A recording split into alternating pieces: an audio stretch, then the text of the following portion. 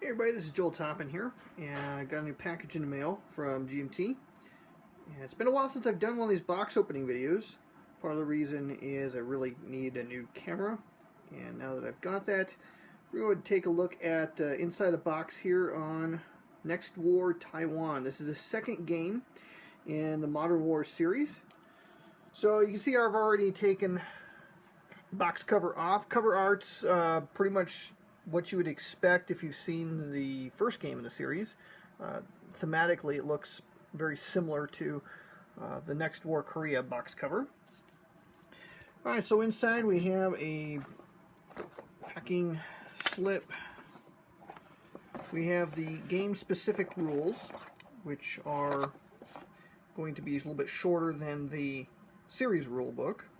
And these are the rules that pertain specifically to the Taiwan game experience.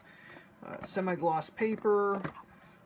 This is not, I would not call this a lightweight game system. It's, I would say, medium weight in terms of complexity.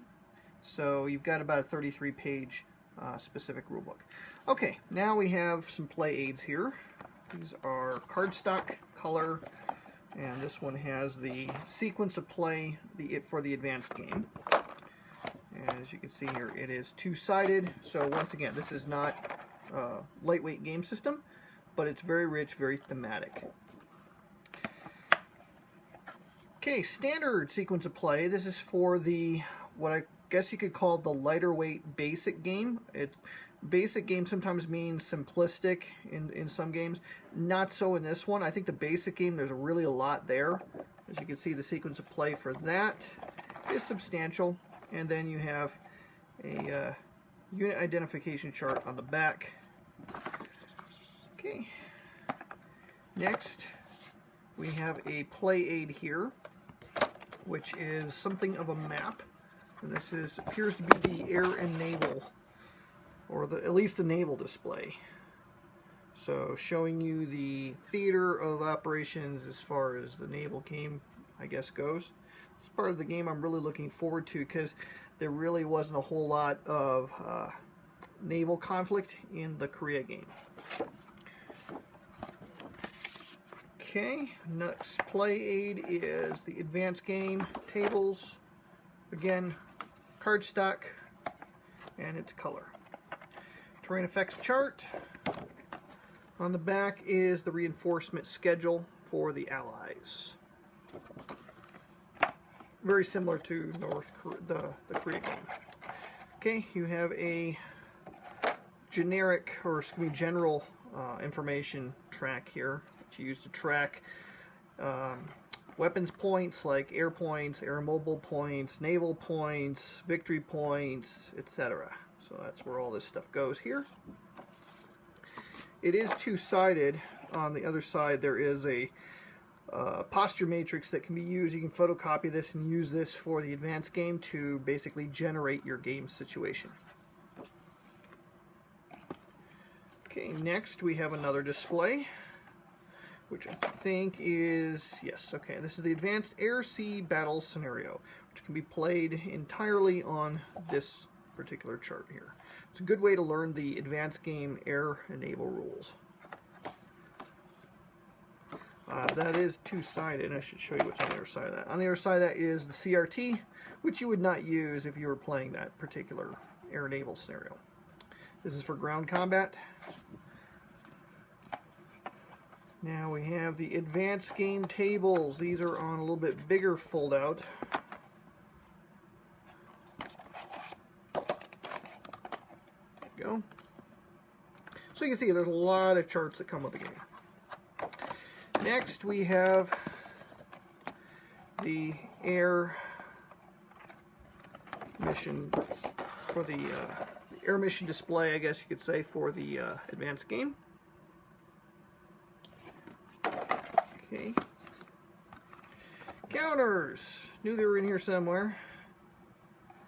Alrighty, what do we got here? Doesn't show me what counter sheet number this is. I'm looking for number what of what. Doesn't say. Oh well. So you can see these are the, I believe, 5/16 inch counters White core, not terribly thick. Same type of artwork that you have with the Korea game. See how nicely centered they are. Yeah, no problems here. Try to get you a nice zoom in here. Sorry, the lighting is not the best where I'm filming this, so it's hard to get a good zoom here. Okay.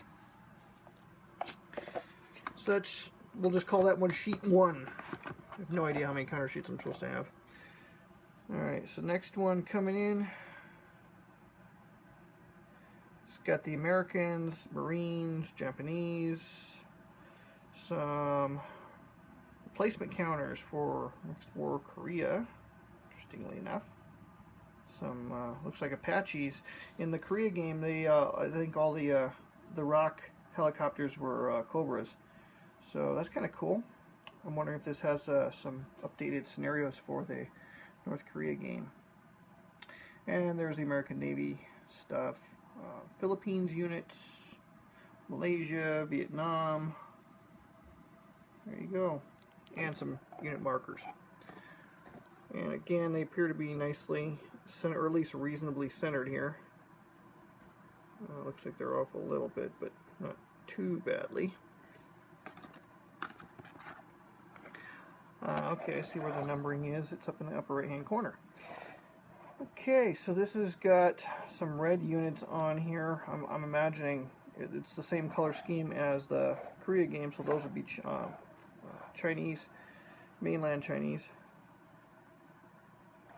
Alright, and I'm just going to guess that these guys are from the Republic of Korea, or Republic of China, Taiwan units. Alright, next we have a map. Only one map with this one. I'll fold it out and take a look at it here in just a second. And the standard rule book is on the bottom. So this has got the standard rules, weighing it at 19 pages, and then the balance of the 40-page rule book consists of the advanced game rules. Okay, there you go. That's the rule book, semi-gloss color, 10-sided die, and there's your baggies. And you can get all those counters into those baggies. So, okay, let's go ahead and take a look at the map. Okay, I've unfolded the map somewhat, and as it turns out, I actually have the Next War Korea game on the table at the moment.